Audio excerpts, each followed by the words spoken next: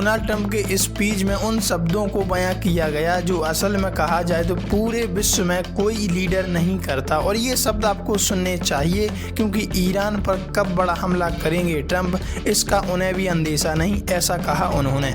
महायुद्ध के बीच अमेरिकी राष्ट्रपति ने बता दी अटैक की टाइमिंग। बहुत कुछ चल रहा है दोस्तों इस समय जियो पॉलिटिक्स में, आइए जानते हैं क्या है पूरा मामला। खबर सामने आ रही है, ईरान पर कब बड़ा हमला करेंगे ट्रंप, महायुद्ध के बीच अमेरिकी राष्ट्रपति ने दी अटैक की टाइमिंग। अमेरिकी राष्ट्रपति डोनाल्ड ट्रंप ने जंग के बीच गुरुवार को राष्ट्र के नाम बड़ा संबोधन दिया। ईरान युद्ध को लेकर उन्होंने साफ किया है कि ऑपरेशन फ्यूरी जारी रहेगा।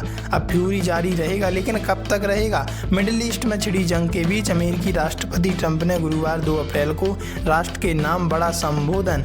ट्रंप ने साफ किया कि सभी जंग खत्म नहीं हुई, ऑपरेशन एपिक फ्यूरी जारी है। अगले 2 से 3 सप्ताह में सख्त रवैया अपनाएंगे और हम फतह हासिल करेंगे, यानी ईरान पर कब्जा करके ही मानेंगे। आगे कहा कि ईरान में अहम टारगेट पूरे होने वाले हैं जिससे हमें काफी फायदा मिलने वाला है।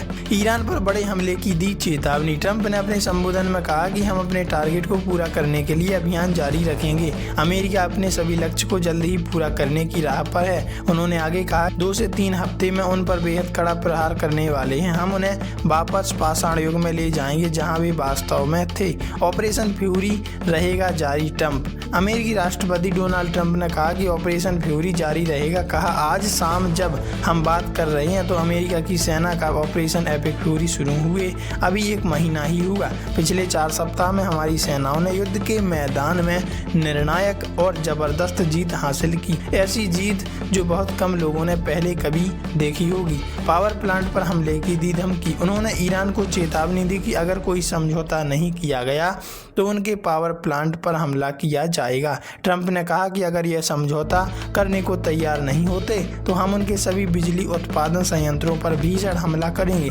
जिससे संभवतः वहां की बिजली ठप पड़ जाएगी और ईरान की अर्थव्यवस्था, ईरान की बुनियादी ढांचे की जो नींव है वो कमजोर पड़ती जाएगी। एक साथ हमला करेंगे। ईरान में सत्ता परिवर्तन को लेकर ट्रंप ने कहा कि हमला लक्ष्य सत्ता परिवर्तन का कभी नहीं था, लेकिन उनके सुप्रीम लीडर की मौत की वजह से सत्ता में बदलाव हुआ। उन्होंने फिर दोहराया कि ईरान की नौसेना खत्म हो चुकी है, उनकी वायुसेना तबाह हो चुकी है और उनके ज़्यादातर बड़े नेता अब मारे जा चुके हैं। इस्लामिक रेवोल्यूशनरी गार्ड कॉर्प्स पर उनका कमांड और कंट्रोल पूरी तरह से खत्म किया जा रहा है। युद्ध के इतिहास में पहले कभी किसी दुश्मन को महज कुछ ही सप्ताहों के भीतर इतने सटीक और बड़े पैमाने पर नुकसान नहीं उठाना पड़ा जिस तरह ईरान ने उठाया है। वैसे आप इस बारे में क्या राय रखते हैं? कमेंट में लिखकर जरूर बताइएगा।